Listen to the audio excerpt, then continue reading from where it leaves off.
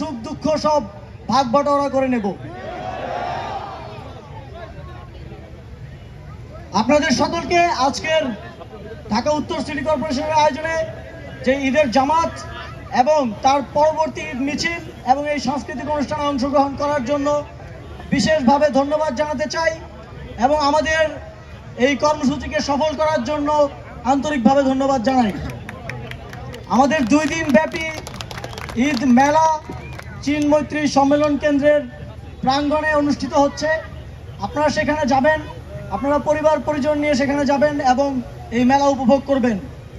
এবার সময় স্বল্পতার কারণে আমাদের অনেক সীমাবদ্ধতা আছে, কিন্তু ভবিষ্যতে আমরা আরো অনেক বড় পরিসরে এই ঈদের উৎসব আয়োজন করব। সকলের দীর্ঘায়ু এবং সুস্বাস্থ্য কামনা করে আজকের ঈদের দিনে আবারও ঈদ মোবারক জানিয়ে আমার বক্তব্য শেষ করছি। ধন্যবাদ সকলকে।